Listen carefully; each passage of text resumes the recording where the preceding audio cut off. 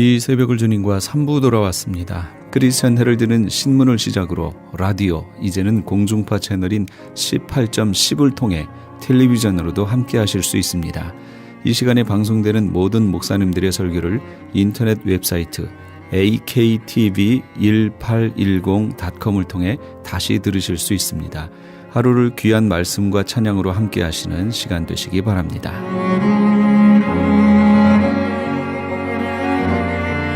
이 시간에는 그라나다 힐 한인교회 백동흠 목사님께서 사무엘상 7장 12절에서 14절까지의 말씀을 본문으로 영적 방어벽을 형성한 사무엘이란 제목의 하나님의 말씀 전해주시겠습니다.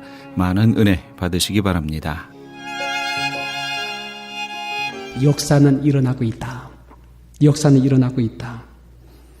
이건 놀라운 영적인 현상입니다. 아마 그날 사무엘은 엄청난 충격받았을 거예요. 죽었잖아. 여호와에게 베꼈잖아. 자기 의지였던 스승 엘리가 또 무너졌잖아. 아마 그날 밤부터일 겁니다. 그날 밤부터 문을 닫았어. 바깥에 오는 모든 소리를 문을 닫아버리고 기도로 들어갔을 것입니다. 여호와께 깊이 들어가 부르짖을 것입니다. 그의 병상 두고 먹고 자기도 했던 하나님의 교회, 하나님 임재의 상징인 그 교회도 빼앗겼는데 얼마나 충격적이었겠습니까? 깊은 영으로 들어갑니다.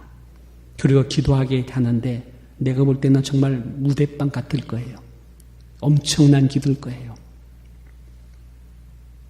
3일을 통해서 하나님께서 그런 기도를 통해서 일하시게 된 것입니다. 여러분, 그때부터 3일에 기도하는 엄청난 강력한 파장이 일어나기 시작했어요. 사실 우리가 아직 거기까지 들어가지 못해서 그렇지요. 그게 알아진다는 걸 느껴요. 그게 보여진다고 느껴요. 내 생명이 능력이 나간다는 것, 전달되는 것, 거기서 하나님께서 역사한다는 것, 이런 것들을 우리가 그만큼 영적인 감지력이 없어서 그렇지 거기까지 들어가게 되면 그런 것들이 알아지고도 남을 줄 믿습니다.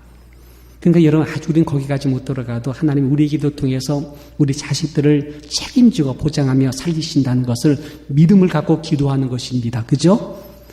그것이 여러분 우리 사랑하는 권속들을 주께서 보호하시고 지켜주신다는 건 우리 믿음 갖고 하는 것이죠. 그런데 여러분 더 깊은 기도로 들어가면 영적인 지각력이 있어.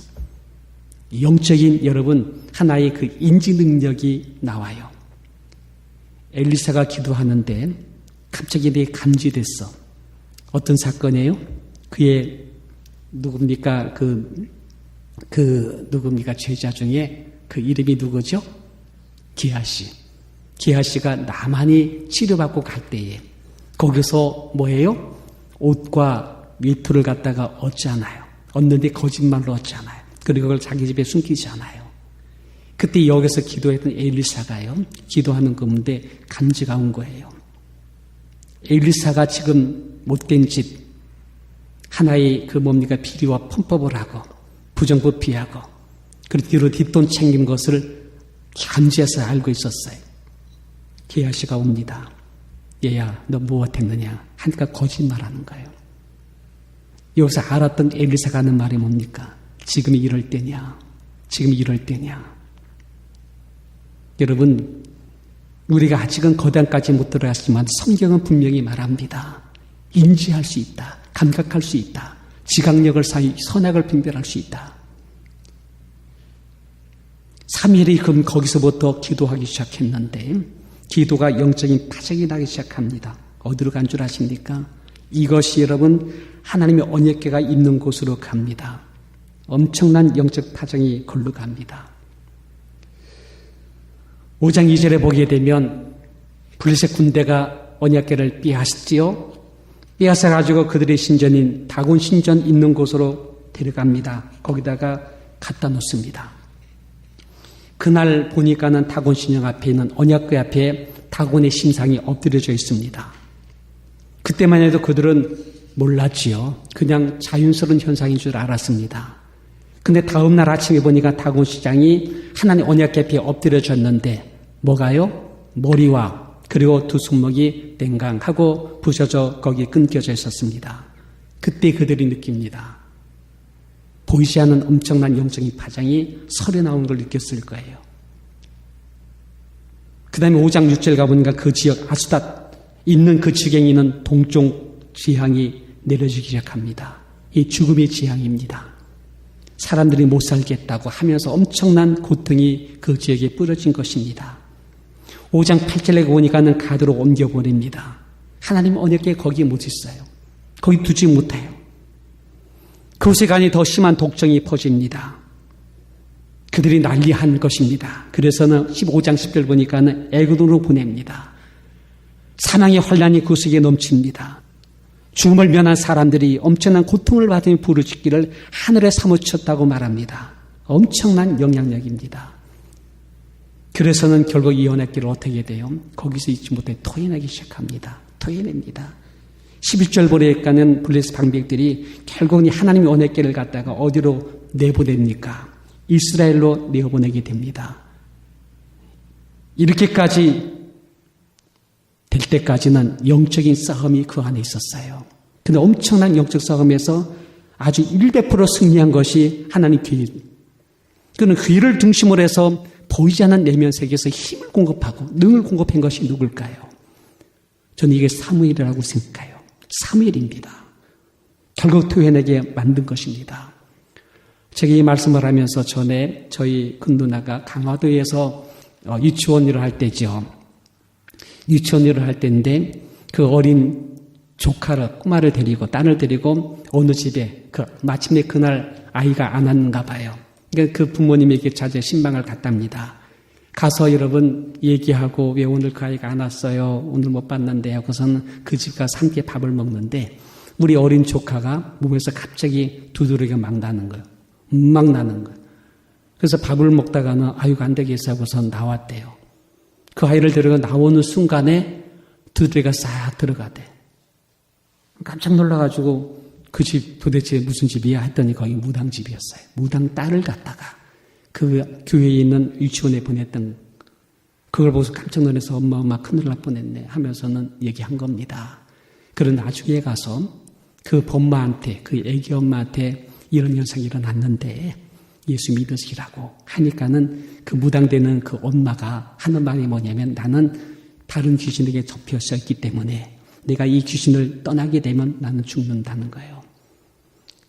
그 영적 세계에도 보이지 않는 그런 질서가 있어. 그걸 통해서 정말 이렇게 귀신의 세계가 있는데 그 신의 속에 하나님 교회가 거기 들어가 있어요. 빼앗겼어. 무력하게 빼앗겼어.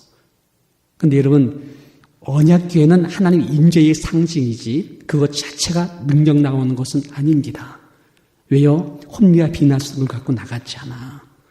아무런 능력을 바라지 못하고 그래 빼앗겼지 않아. 거기에 하나님 임재가 역사하게 만든 것은 그 하나님의 언약궤가 누구와 함께 있느냐. 이게 중요한 거예요. 지금 언약궤는 빼앗겼지만은 거기는 언약궤를 두고 여기서 기도한 사람이 누구였습니까? 사무엘이었어요. 이건 여러분 놀라운 현상입니다. 엄청난 사건입니다. 저는 그 사무엘상 5장에 대한 말씀에 대한 설교를 제가 많이 들었습니다만은 여기 이런 보이지 않는 영적 파장을 내보낸 사람이 사무엘이었다는 설교는 한 번도 들은 적이 없어요. 제가 이 말씀을 가지고 일주일 내내 묵상하고 말씀을 바라보고 묵상하는 가운데 갑자기 완 거예요.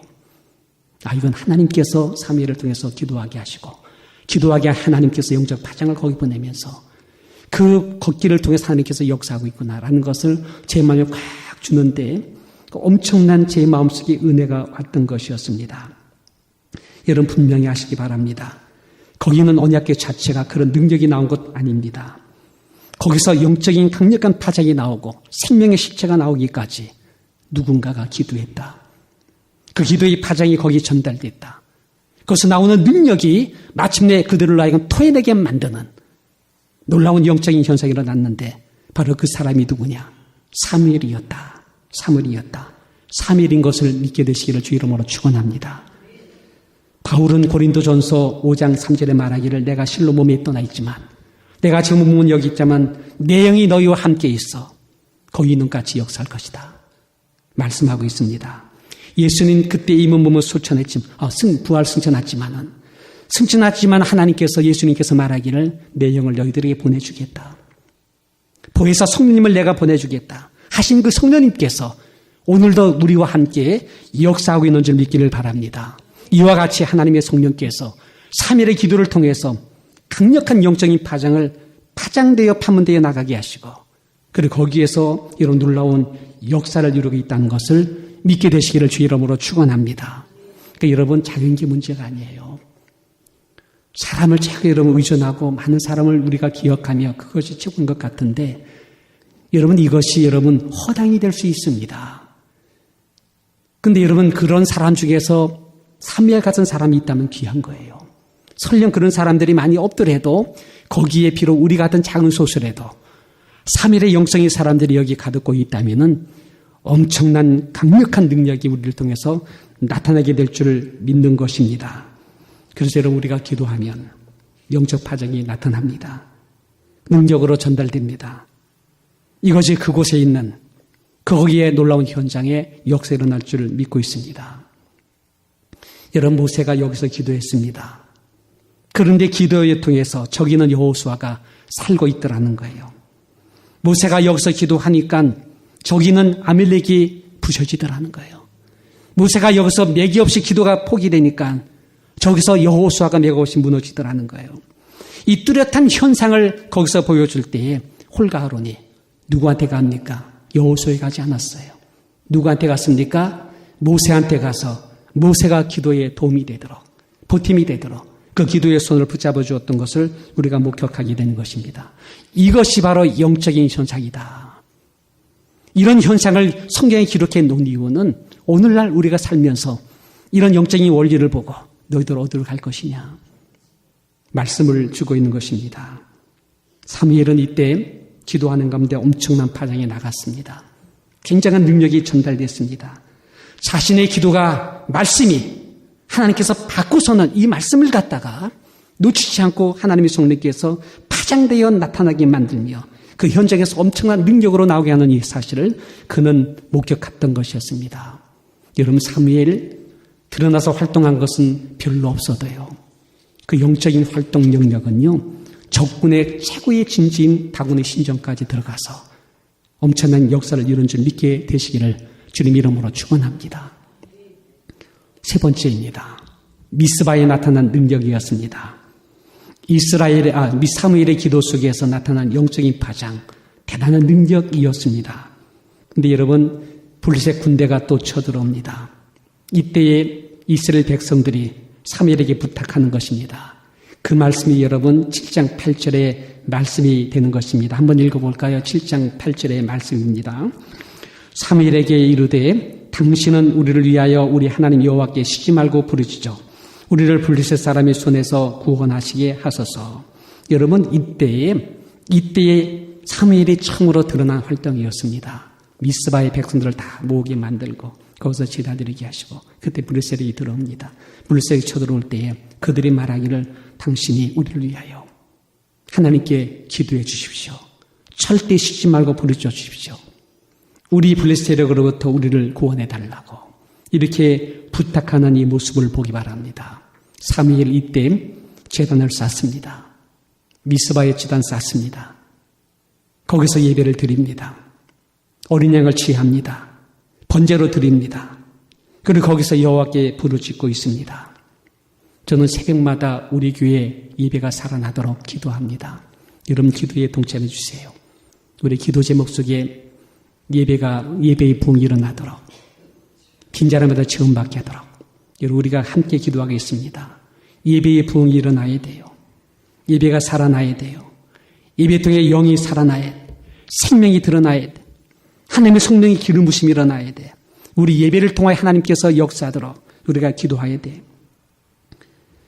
7장 8절에 사무엘이, 7장 9절에서 사무엘이, 7장 10절에서 사무엘이 번제를 드리고 사무엘이 부르짖고 사무엘이 하나님께 기도할 때에 얼마나 강력한 영적인 파장이 일어났는지, 저기는 블레셋에게 들어오다가 거기서 무너지기 시작해요.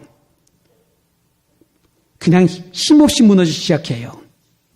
이쪽에서 군대를 보내기도 전에, 활가창을 쏘기도 전에 저들의 세력이, 조직이 와야 되고 전략이 무너지고 그들의 힘이 매갈 없이 무너지는 이 모습을 볼 수가 있었습니다. 이것이 여러분 삼위일이 갖고 있는 영적인 성향에 굉장히 강력한 파장으로 하나님께서 그를 통해서 역사했다는 것을 우리가 알게 되시기를 바랍니다. 여러분 삼위일은 알았어요. 나는 약하다. 내가 볼 때 삼위일은 아마 조용한 성품의 사람 아닌가 생각 들어요. 나설 것도 별로 안 하고 남들 앞에서는 심장이 쿵당거리고 그리고 여러분 그래서는 남들 앞에 서는 거 별로 원치 않았던 것 같아요. 그는 조용히 살았지요. 그는 약한 존재임을 느꼈어요. 체질적으로 남들 앞에 서는 걸 별로 못했어요. 그러게 앞에 서서 나를 따르라 하면서 군대에 장관 되지 못했고 용서도 주지 못했고 그리고 그는 왕권도 있는 사람 아니었어요. 그는 알았습니다. 자기는 약하다. 참 나는 너무나 질거렸던 존재다. 두 번째입니다. 그러기에 굴랑으로 들어간다. 나는 기도로 하나님 앞에 드리겠다. 내가 영으로 기도할 때 그 영적인 파장이 나간다는 사실을 그는 확신 속에 그 이미지를 가졌어요. 그리고 세 번째는 하나님이 우리의 기도를 통해서 우리의 영적 파장을 통해서 하나님께 강력히 역사하신다. 이것이 여러분 삼위일에 갖고 있는 자신의 영적인 기도에 대한 이미지가 그것이었습니다. 여러분 약하십니까? 어쩌면 그것이 맞는 말이에요. 강한 척 할 것 없어요. 여러분 못났습니까? 사실 그게 맞는 말일 거예요. 잘난 척 할 것 없어요. 여러분 리더십이 있고 남들 앞에 영향이 있습니까? 나는 아니에요, 목사님. 어쩌면 그 말이 맞을런지 못해요. 영향력 주지 못해. 환경적으로 너무 우리 쉽게 무너져. 이게 우리의 모습일런지 몰라요. 근데 여러분 하나님께서 난 약하지만 나는 보잘것없는 돌덩이 같은 하나의 조약돌이지만 어린 것이 먹는 양미리 2마리와 보리떡 5개 일런지 모르지만 나는 질그릇 같은 자인지 모르지만 그 안에 누구를? 예수 그리스도예요.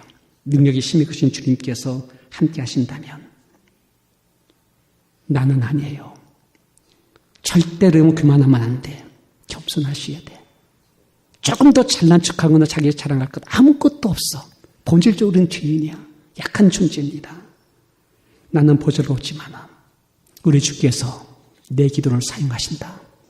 나의 작은 헌신과 봉사를 주께서 역사하신다. 내 말씀을 통해 주님께서 역사하신다. 내 기도 속에 하나님 영적인 파장이 나가게 하신다. 이 영적인 파장이 파문되어 나가게 되면 저기 있는 여리고성 무너진다. 저기서 고통받고 있는 한 여인의 혈리병이 말라버린다. 할렐루야. 싼물이 변하여 단물로 변한다. 골리앗도 무너진다. 아멜렉도 무너지고 블레셋도 순식간에 패배를 당한다. 이 말씀이에요. 이게 사무엘이 갖고 있는 영성 안에 있는 놀라운 능력이었다. 이 말씀을 들을 수 있습니다. 우리 7장 13절 말씀을 한번 같이 읽어봅니다. 이에 블레셋 사람이 굴복하여 다시는 이스라엘 경내에 들어오지 못하였으며 여호와의 손이 사무엘이 사는 날 동안에 블레셋 세력을 막았다라는 이 말씀이 있습니다. 여러분 이 말씀이 뭔지 아세요? 하나님의 손이 막아줬다는 것이 아니에요. 막아줬다는 것으로 대충 이렇게 표현한 것이지 이렇게 막기까지의 여기서 기도했던 사무엘의 영적인 파장이 저기 기도의 끝자락에 하나님 방어벽이 형성된 것을 하나님의 손이 막아주었다는 것으로 표현되어진 것입니다. 내 기도에 영적 파장이 일어난다. 내 기도를 통해 하나님께서 방어벽을 형성한다. 그 손이 막아주는 놀라운 역사가 이런 원리를 따라서 막아준다. 그래서 블레셋이 이스라엘 경내에 들어오지 못한다. 그러므로 나는 기도 쉬는 죄를 어떻게 해요? 범치 않겠다. 이것이 다짐하고 다짐했던 3일의 모습이었다. 다윗은 어릴 때에 다니엘은 어릴 때 어땠습니까? 내가 하루에 3번씩 주 앞에 기도하겠다. 그걸 지켜나갔잖아요. 그 기도가 그에게 영적인 경건의 능력을 주었다네. 파장을 주었죠. 그 기도가 나중에 어땠습니까? 지혜와 총명이 있는 사람으로 현자가 되어 왕의 스승이 되게 만들어주고 그 영적인 지혜로운 파장이 어떻게 돼요?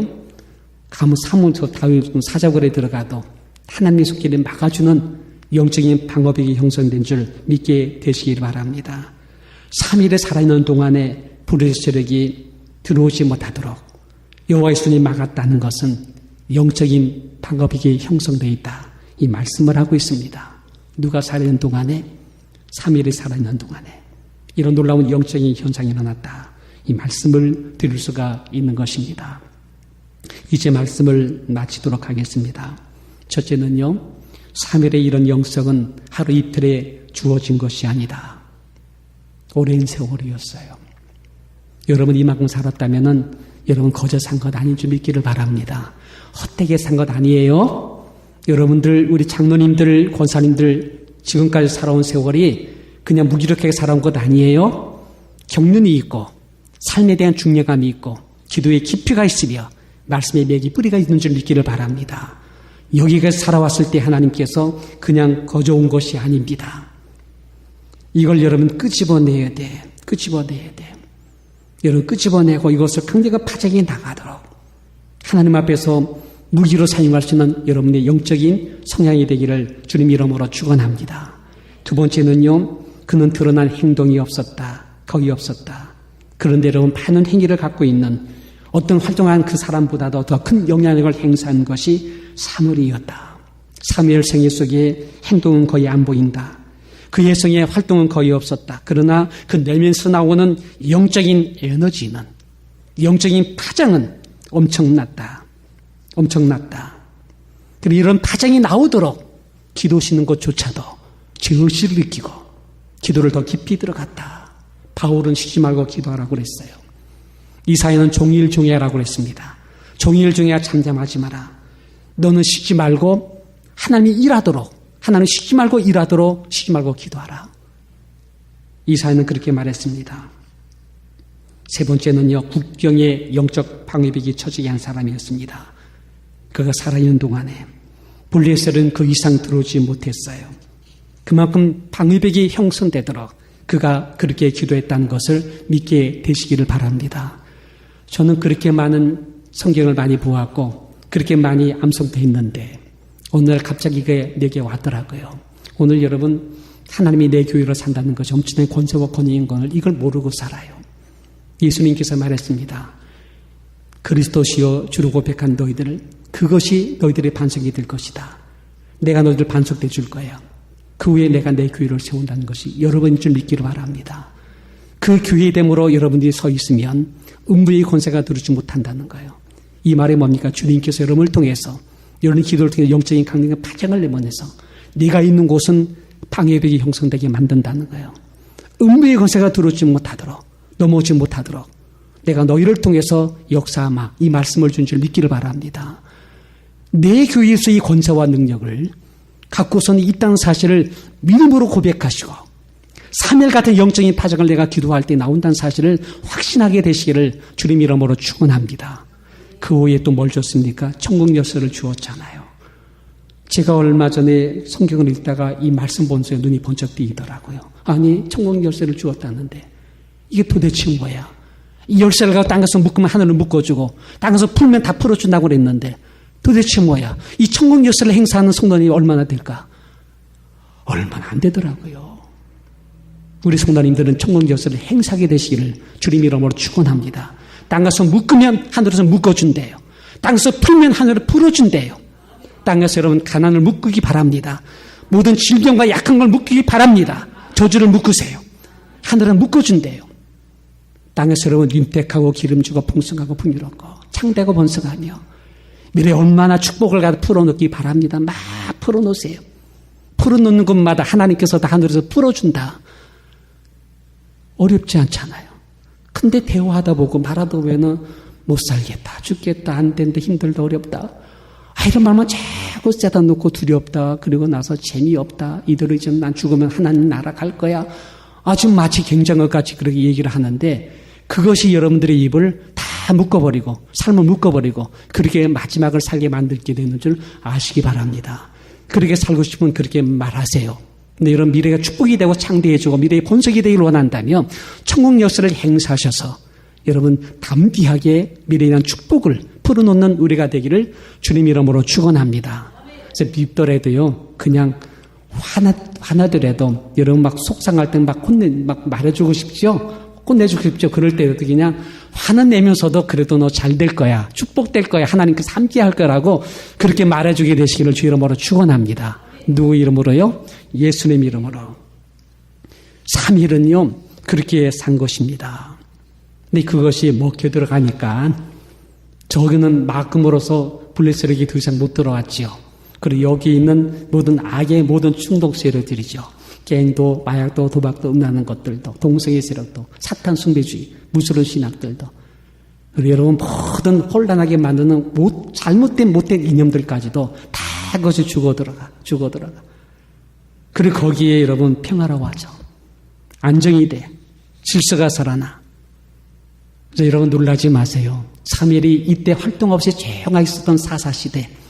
그분이 그때 선지자로 살았던 그때의 그 시대만큼 그 이후에 이스라엘 모든 역사들이 이때만큼 가장 평화롭고 안정된 세월은 없었다는 거예요. 참 놀라운 일이죠. 놀라운 일입니다. 이 한 사람의 위대성, 이 한 사람의 위대한 가능성, 이 한 사람을 통해서 얼마든지 하나님께서는 그 시대의 음부를 막아주고 그 땅에 있는 모든 악의 충동 세력들을 다 무너지게 만들어버리고 가장 안정된 질서와 평화, 인권과 생명이 살아나게 만드는 그 행복을 누리게 만들었던 그 영성이 누구 안에서요? 예수 그리스도 안에 있는 여러분의 영성을 통해서 3일을 통해서 일어나게 할 줄 믿고 있습니다. 이런 3일의 영성을 우리 한번 배우시고 닮으시고 오늘 이 시대 속에서 정말 너무나 카오스적인 세대입니다. 참 너무나 혼돈스러운 세대예요. 그리고 자꾸 폐역되고 있어. 도덕성이 이제 떨어지고 있고 정부들이 뿌리쳐 흔들리고 있고요. 많은 사람들이 정말 이렇게 거칠은 이런 시대 속에서 여러분 한 분 한 분이 3일 가지고 귀하게 쓰임 받을 수 있는 우리 모두가 되시기를 주님의 이름으로 꼭 부탁을 드리며 축원합니다. 기도하겠습니다. 지금까지 그라나다 힐 한인교회 백동흠 목사님께서 귀한 하나님의 말씀 전해주셨습니다. 그라나다 힐 한인교회는 만 341 우들리 애비뉴 그라나다 힐에 위치하고 있습니다. 이 시간 방송 들으시고 신앙상담을 원하시는 분은 전화 818-360-1339 818지역 360-1339번으로 문의하시기 바랍니다. 시민권 신청, 부모님, 배우자, 자녀 영주권 신청, 취업이민, 종교이민, 학생비자, 신분 변경, 추방유예, 결혼, 공증. 인생이 달린 이 모든 일 어디에 맡겨야 할까요? 한인타운 연장자 센터의 모치기관인 주는사랑채 이민법률센터에 맡기세요. 21년 이민법 경력의 박창영 이민국 공인변호인이 성심을 다해 도와드립니다. 올림픽과 윌튼 323-735-7888 323-735-7888. 유태인이 만든 특수영양제 M3 들어보셨어요? 곡식의 눈, 과일씨, 껍질, 약초의 뿌리로 만든 특수 영양제 M3. 혈압, 당뇨, 아토피, 천식, 비만 등 무슨 병이든 큰 효과를 주는 신비의 영양제 M3. 서울대학병원 7곳, 고려대학병원 2곳에 입점되어 더욱 믿을 수 있는 M3의 효능. 213-435-9600, 213-435-9600 M3 정직한 마음으로 권해드립니다.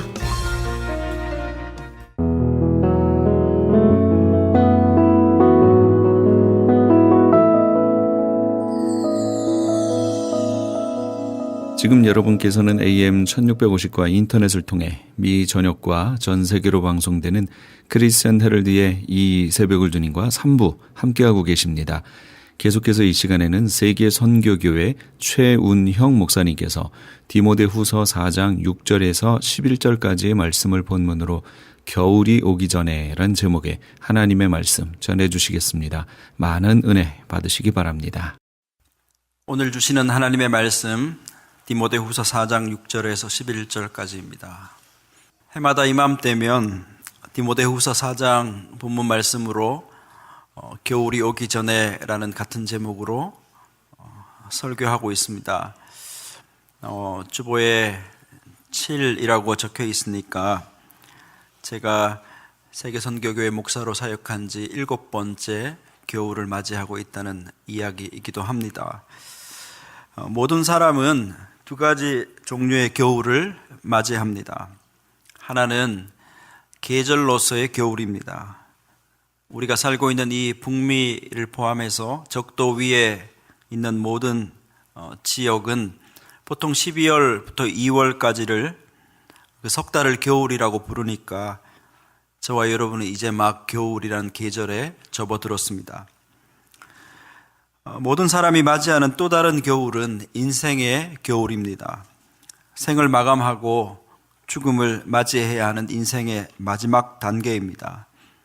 사람은 누구나 이런 인생의 겨울도 맞이해야 합니다. 그런데 계절의 겨울은 순서가 있기 때문에 언제쯤 올지 우리는 가늠할 수 있습니다. 하지만 인생의 겨울은 그렇지 않습니다. 언제 올지 알 수 없습니다. 여름이 지난 다음 인생의 겨울이 찾아올 수도 있고, 아직 봄이 채 지나지도 않았는데 인생의 겨울이 닥쳐올 수도 있습니다. 그런 이유로 저와 여러분이 어떤 계절을 살아가고 계시든 간에 우리는 늘 잊지 말아야 합니다. 우리가 인생의 겨울 앞에 서 있다는 사실을 잊지 말아야 합니다. 그리고 동시에 언제 닥쳐올지 모를 인생의 겨울을 준비하며 살아야 합니다. 저는 하나님께서 사계절을 허락하시고 특별히 겨울이라는 계절을 우리가 경험하게 하신 것은 그때마다 어쩌면 곧 다가올 인생의 겨울을 기억하고 준비하라고 말씀하고 계신 것일지 모른다, 그렇게 생각합니다. 로마 감옥에 갇혀 사랑하는 믿음의 아들인 디모데에게 편지를 쓰고 있는 바울은 지금 이 두 가지의 겨울을 동시에 경험하고 있습니다. 먼저 계절의 겨울입니다. 편지의 수신자인 디모데는 에베소라는 곳에 살았는데, 에베소라는 곳에서 바울이 있던 로마로 가기 위해서는 배를 타고 지중해를 건너야 했습니다. 그런데 지중해란 바다는 특별히 겨울이 되면 몹시 사나워져 당시에 겨울 지중해를 배를 타고 항해하는 것은 매우 어려운 일이었다고 합니다. 실제로 바울은 겨울 지중해를 건너다가 큰 광풍을 만났고 자칫 목숨을 잃을 뻔했습니다. 그런 이유로 사랑하는 디모데를 하루라도 빨리 만나고 싶어 했던 바울은 오늘 우리가 거기까지 읽지 않았지만 본문 21절에 너는 내게 속히 오되 겨울이 오기 전 일찍 오라, 그렇게 재촉합니다. 겨울이 와버리면 디모데가 오고 싶어도 올 수 없기 때문입니다. 바울은 또 인생의 겨울 앞에 서 있고 놀랍게도 스스로 자기가 인생의 겨울 앞에 서 있다는 사실을 알아차리고 있었습니다. 그래서 본문 6절에 보니까 이렇게 되어 있습니다. 관제와 같이 벌써 내가 부음이 되고 나의 떠날 기약이 가까웠도다. 무슨 말이에요? 내가 이제 곧 희생제물처럼 순교하여 이 세상을 떠날 때가 되었다라는 뜻입니다. 그러니까 바울이 디모데에게 너는 내게 속히 오라, 겨울이 오기 전에 오라 하는 그 말은 추운 겨울이 되어 배를 탈 수 없기 전에 어서 오라는 말과 동시에 바울이 이제 인생의 겨울을 맞아 세상을 곧 떠날 것인데 내가 그 전에 너를 보고 싶다 하는 두 가지 의미를 모두 담고 있는 것입니다. 그런데 이 두 겨울 앞에 서 있던 바울은 디모데에게 특별한 부탁을 한 가지 합니다. 오늘 읽은 11절 말씀에 의하면 네가 내게 올 때 마가를 데리고 오라, 그렇게 부탁을 합니다. 마가를 데리고 오라. 왜 바울은 인생의 겨울 앞에서 마가를 데리고 올 것을 부탁했을까요? 무엇을 우리에게 상징하는 것일까요? 사도행전을 읽어보면 이 마가에 관한 이야기가 나옵니다. 마가는 바울과 바나바가 처음 전도여행을 떠날 때 함께 했던 팀원이었습니다. 그런데 무슨 이유가 있었던지 마가는 전도여행 초반에 다시 예루살렘으로 돌아가 버리고 맙니다. 바울은 이 마가의 무책임한 행동에 얼마나 화가 났던지 나중에 이 문제로 바나바와 심각하게 다툽니다. 두 번째 여행을 떠날 때 바나바는 이번에 마가를 다시 데리고 가자라고 주장했고, 바울은 첫 번째 여행 중간에 다시 돌아가 버린 그 마가를 절대로 데리고 갈 수 없다라고 주장해 둘이가 크게 다투었습니다. 얼마나 크게 다투었든지 전도 여행을 앞두고 바울과 바나바는 이 문제로 서로 결별합니다. 이런 정황을 조금만 살펴볼 때 바울에게 마가는 어떤 사람인지 우리가 쉽게 짐작할 수 있습니다. 가령 마가는 바울에게 함께 일할 수 없는 사람일 것입니다. 상종하고 싶지 않은 사람일 것이고, 생각할수록 화가 나게 하는 그런 사람일지도 모릅니다. 결론적으로 마가는 용서할 수 없는 그런 종류의 인간이었습니다. 그런데 왜 인생의 겨울 앞에 있던 바울은 디모데에게 네가 올 때 그 마가를 데리고 오라 그렇게 부탁했을까요? 성경은 우리에게 무엇을 상징하고 있는 것일까요? 저와 여러분에게 인생의 겨울이 언젠가는 반드시 찾아올 것인데, 모든 사람이 인생의 겨울을 맞기 전에 해야 할 일이 있기 때문입니다. 겨울이 올 때까지 절대로 미룰 수 없는 일이 한 가지 있기 때문입니다. 그것은 바로 누군가와 화해하는 일입니다. 누군가를 용서하거나 용서를 구하는 일, 그래서 화해하는 일을 언제 닥쳐올지 모를 우리의 인생의 겨울 앞에 우리는 반드시 해야 합니다. 그래서 인생의 겨울을, 곧 닥쳐올 그 겨울을 기다리던 바울은 급히 디모데를 부르며 마가를 데리고 오라 말했습니다. 여러분, 그런 의미에서 여러분에게 마가는 누구이신지 제가 묻습니다. 여러분의 인생의 겨울이 아마 한참 뒤일 것이다라고 장담할 수 있는 자는 이 중에 아무도 없어야 합니다.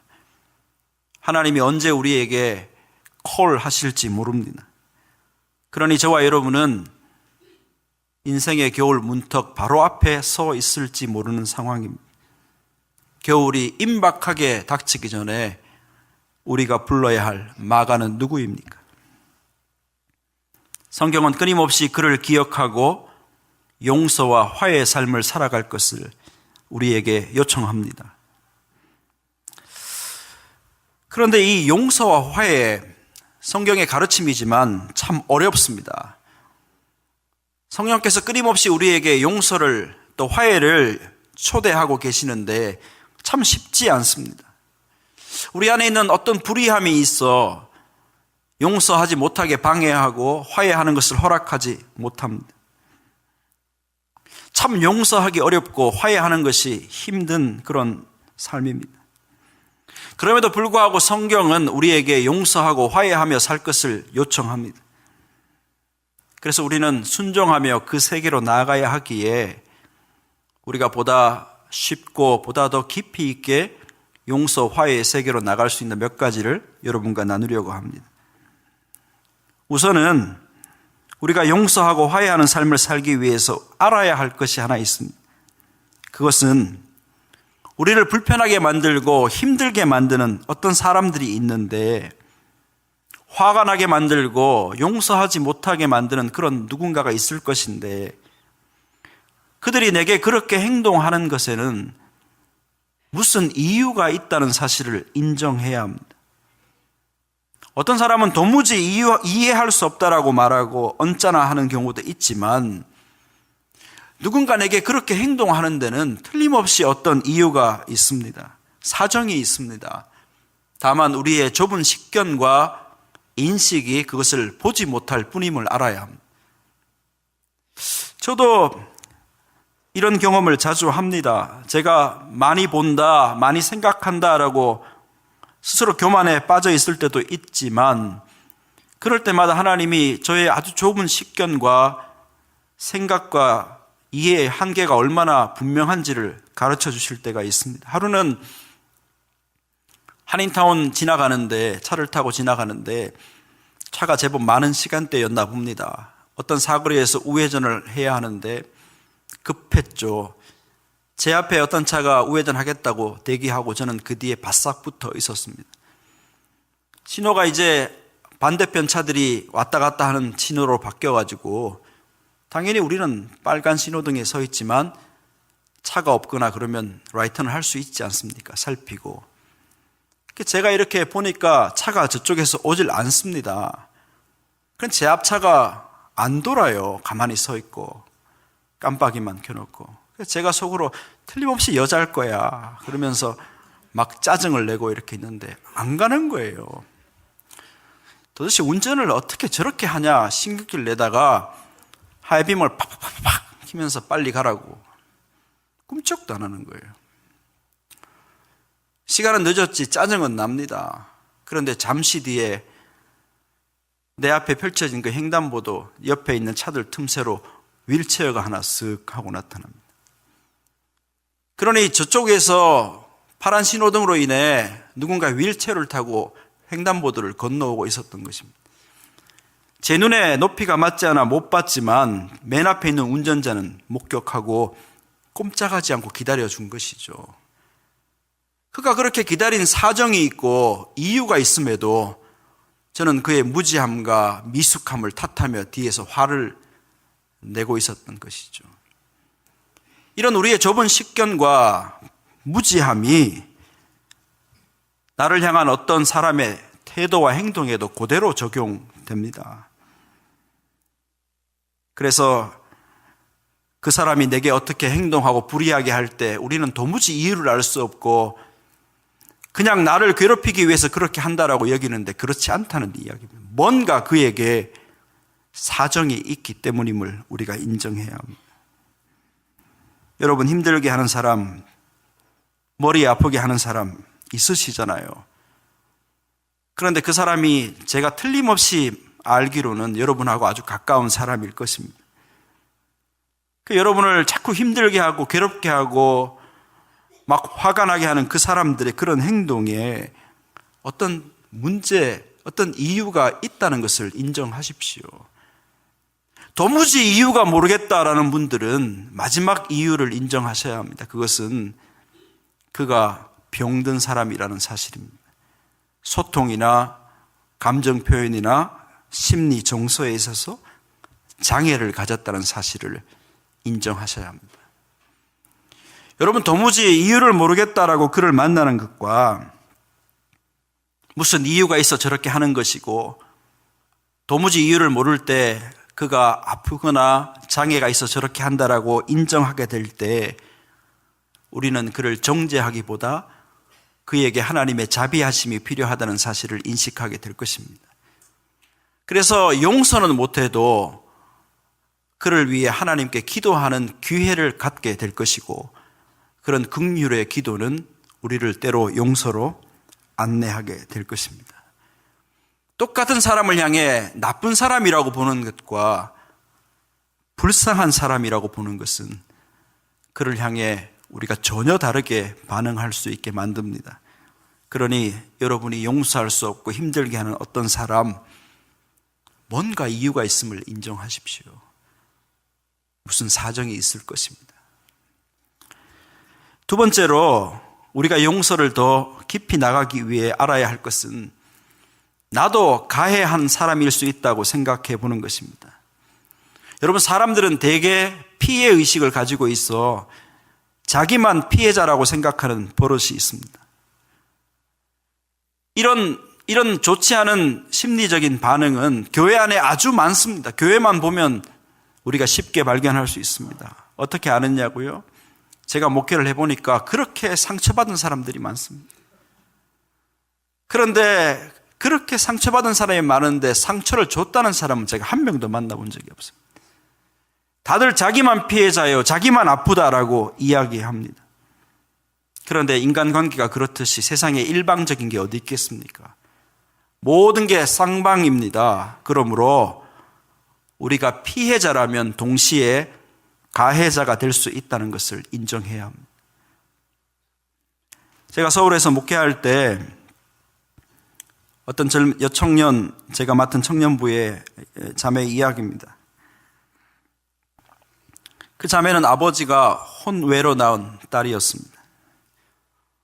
어머니와 어릴 때 둘이 살다가 초등학교 입학 관계로 호적 문제가 생겨가지고 이 아버지의 집에 들어가게 되었습니다. 들어가 보니까 이제부터 다시 어머니라고 불러야 될 한 여인이 있었고, 자기보다 나이가 조금 많은 3남매가 또 있었다고 합니다.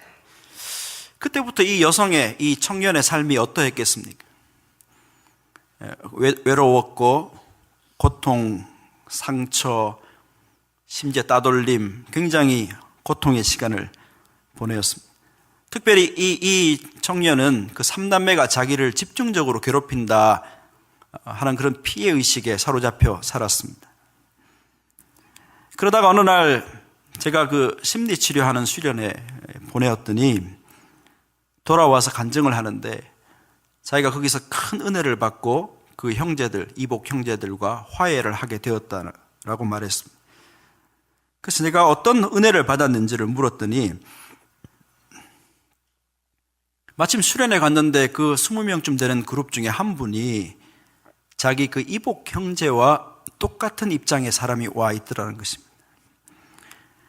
그 사람 말에 어느 날 아버지가 갑자기 동생이라며 누구를 데리고 왔고, 그때 자기가 받은 충격은 엄청났고 아버지를 그때부터 지금까지 증오하고 있고, 그 이복 동생으로 인해 괴로워서 때로는 죽을 생각까지 했다는 그런 이야기를 하는 것을 들었다는 것입니다. 그때 이 자매가 처음으로 깨달았습니다. 뭐냐 하면, 지금까지 10수년을 자기만 피해자고 그 3남매가 자기를 괴롭힌다라고 생각하고 살았는데, 어쩌면 자기도 그들에게 가해자요, 그들이 나 때문에 괴로운 삶을 보낼 수 있었겠구나 하는 것을 처음으로 깨닫게 된 것입니다. 그래서 수련회에 돌아와서 그 형제들과 그 이야기를 내놓고 이야기하니까 과연 피차간에 아픔이 있었던 것이죠. 그래서 서로 용서를 받고 구하고 얼싸안고 화해하였다는 그런 이야기를 제가 들었습니다. 우리가 이 바울과 마가의 이야기를 읽을 때, 사도행전에 기록된 그 이야기를 읽을 때 우리는 이상하게 바울의 편에 잘 섭니다. 왜냐하면 바울이 선교팀장이고 출발하는데 마가라는 선교팀원이 도중에 돌아가 버렸기 때문이죠. 그래서 그 바울이 받았을 심리적 충격, 황당함, 배신감, 이런 것들을 우리가 기억합니다. 그래서 그 사건을 읽을 때마다 바울은 피해자요, 마가는 가해한 사람이라는 공식으로 잘 읽습니다. 그런데 다시 말씀드리지만 모든 인간관계가 쌍방의 관계이기에 이것이 마가의 일방적인 책임은 아닐 것이라는 것을 우리가 전제를 해야 합니다. 그렇게 우리가 전제하고 보니까 두 가지가 떠오르는데, 하나는 이 마가라는 사람이 누구냐, 뭐 좀 하다가 중간에 쉽게 그만둬버리는 불성실하고 경솔한 사람인가? 아닙니다. 그는 마가복음을 기록한 아주 성실하고 아주 훌륭한 청년이었습니다. 또 바울은, 여러분, 바울을 우리가 너무 좋게 말하는데 참 힘든 사람이기도 합니다.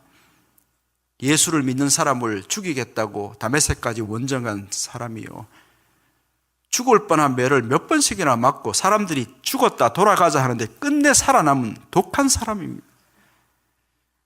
여러분, 그런 독한 사람하고 함께 일하는 것이 사실은 쉽지가 않습니다. 그래서 바울의 마지막 회고록을 보면 다 누구는 떠났고 누구는 떠났고 누구는 떠났고.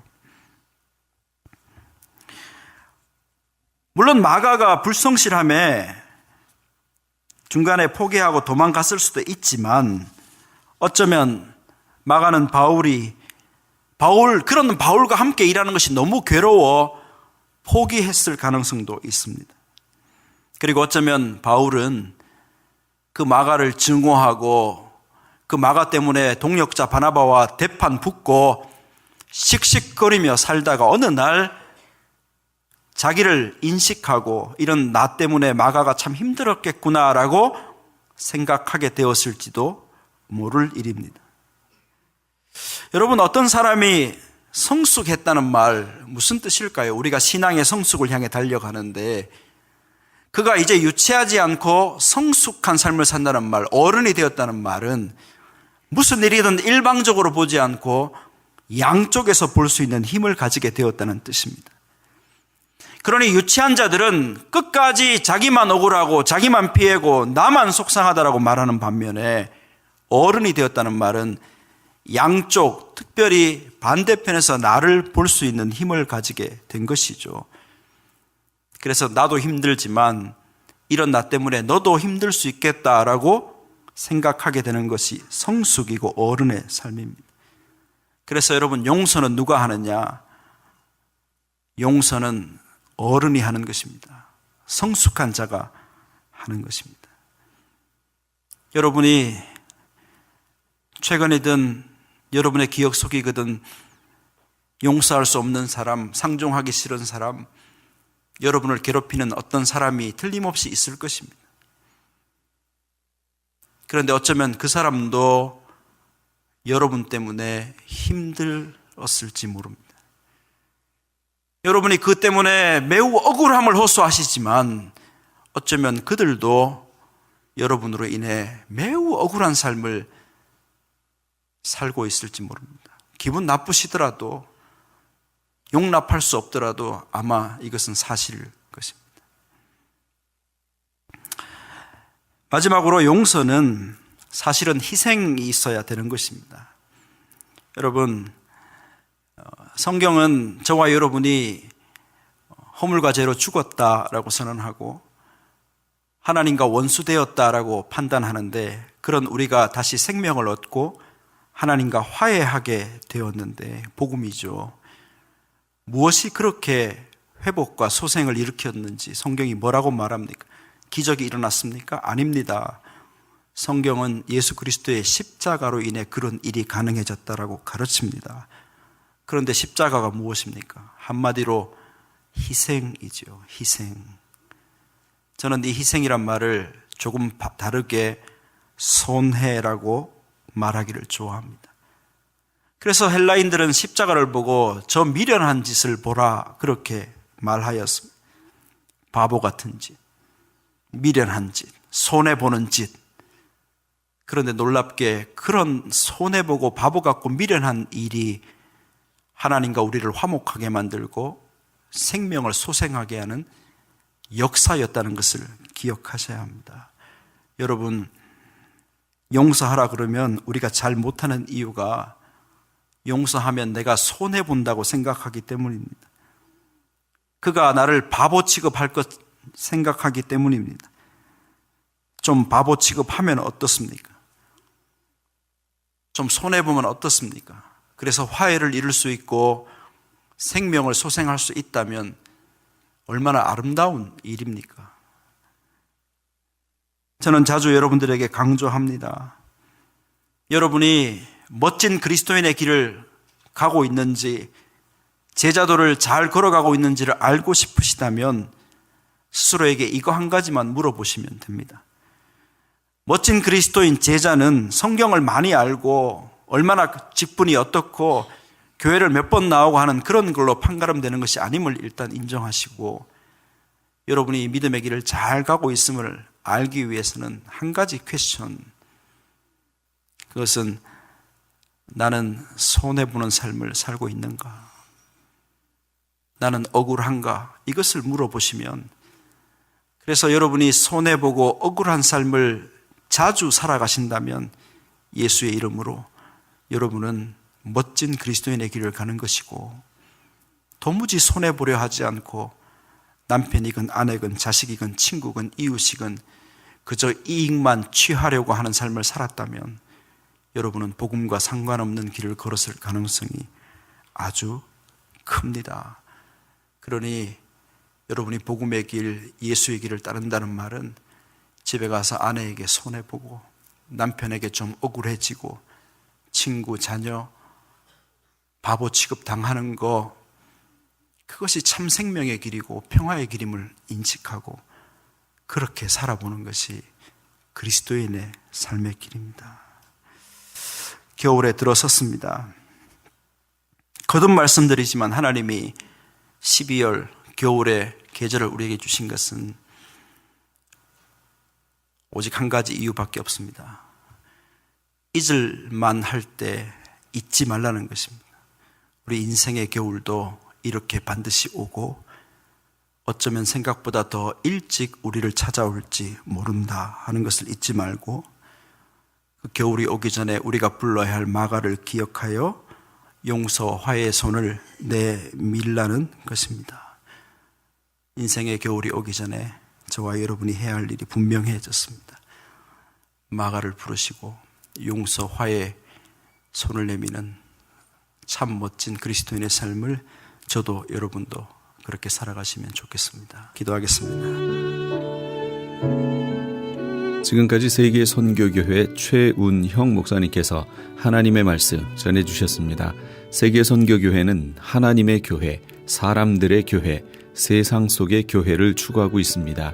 이 시간 방송 들으시고 신앙에 도움받기를 원하시는 분은 전화 213-388-1927 213지역 388-1927번으로 문의하시거나 927 사우스 맨로 애버뉴 LA에 위치한 세계 선교교회로 오시기 바랍니다. 아니 당신 미장원 다녀왔어? 헤어스타일이 확 바뀌었네. 홈쇼핑월드 차홍 고데기로 마술을 부렸지. 홈쇼핑월드 차홍 고데기. 차홍 허니앤비 샴푸로 머리 감으면서 차홍 헤어두피 마사지를 쓰면 머릿결이 너무너무 부드러워지고 한 움큼씩 빠지던 머리카락도 눈에 띄게 덜 빠져. 차홍 고데기 너무 좋아. 그럼 그 웨이브 머리도 당연하죠. 3-4분이면 이렇게 풍성한 웨이브 머리를 만들 수 있다고요.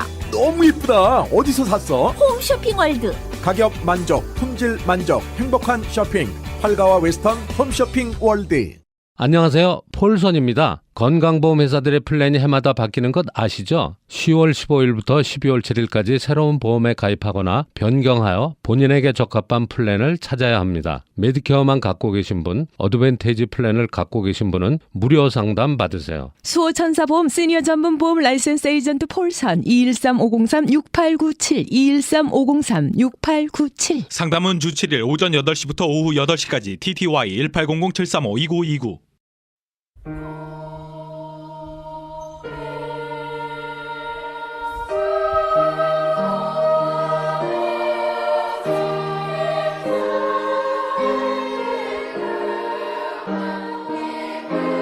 부하려 하는 자들은 시험과 올무와 여러 가지 어리석고 해로운 정욕에 떨어지나니 곧 사람으로 침륜과 멸망에 빠지게 하는 것이라. 돈을 사랑함이 일만 악의 뿌리가 되나니. 디모데전서 6장 9절에서 10절까지의 말씀입니다.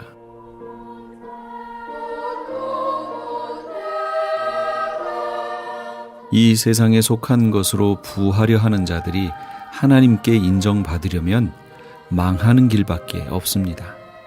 다소 충격적인 얘기죠. 어떻게 망하면 될까요? 바로 나눔이라는 것을 통해 우리의 이웃을 돌아보는 겁니다. 이것이 세상 사람들의 눈에는 망하는 것으로 보이겠지만 우리 하나님의 눈에는 진정한 부를 쌓는 것으로 보일 겁니다.